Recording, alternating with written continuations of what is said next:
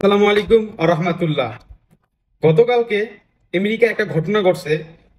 একটা নারী যে হচ্ছে টরন্টো থেকে এসেছে, ওই দেশের কোনো অস্তিত্বই নাই, কিন্তু ওনার আমেরিকার যে আপনার ভিসা লাগছে, যে ফিঙ্গারপ্রিন্ট দিছে, সবকিছু ঠিক আছে, কিন্তু টরন্টো নামে যে কোনো দেশই নাই, এটা আমেরিকা প্রশাসন পরবর্তীতে বুঝতে পারছে। ইমিগ্রেশনে তো খুব হয়রানি হয়ে গেছে, ইমিগ্রেশন পুলিশ। সো আমরা এরকম কোনো কাজ করব না যেটা মনে করেন যে হচ্ছে আমাদের জন্য মানে এরকম হয়ে যায় যে আমাদেরকে খুঁজেই না পাওয়া যায়। সো আমাদের এখন দেখা যাক এই লোকটা কি মঙ্গল গ্রহ থেকে এসেছে, নাকি টরন্টো নামে কোনো একটা দেশ আছে, বা পৃথিবীর বুকে অস্তিত্ব খুব কম আছে, এরকম অনেক দেশ আছে যেটার নাম আমরা জানি না বা আপনার। কিন্তু দেখেন, উনি যে ভিসাটা পাইছে এবং ফিঙ্গারপ্রিন্ট দিছে, এটা আমেরিকার যে আপনার এম্বাসি ফেস করার আগে কি হচ্ছে, এটা কি পসিবল ভাই? এরকম আজব আজব ঘটনা ঘটবে, কারণ হচ্ছে কিয়ামতের আলামত।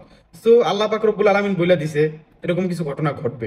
সো আমরা এখন শুধু দেখার পাল্লা এরা কি মঙ্গল গ্রহ থেকে আসছে, নাকি টরন্টো নামে কোনো একটা দেশ আছে।